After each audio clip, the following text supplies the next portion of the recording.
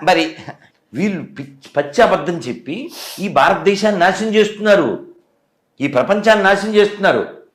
దేవుడు లేడు అని చెప్పు, నువ్వు సత్తావు.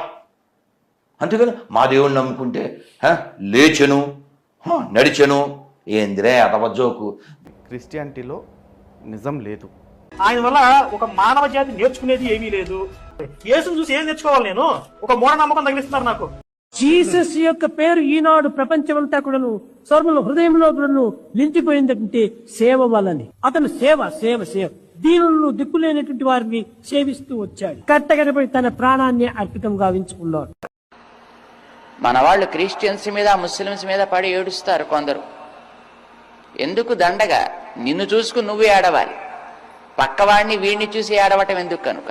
ఆ యేసుక్రీస్తు మహానుభావుని యొక్క మాటలు అలా ఉంటాయి. అమ్మి నేను కూడా నీ మీద రాయి వేయజాలను అన్నాడు. ఎంతటి మహానుభావుడండి. మతం ఏదైతే దేశం ఏదైతే అండి నీతి నేర్చుకోవడానికి. Jesus' name and take the medicine. It'll work better on your system. Avuna. Who knows if it's true or not? Even I don't know. But I just read that. Just imagine how much positivity it's creating into that medicine. యేసుక్రీస్తు విషయంలో జరిగింది కూడా ఎన్ని మంచి మాటలు చెప్పాడు, ఆయన వేసేశారు శిక్ష. ఏ మంచి వాడిని బతకనిచ్చారు.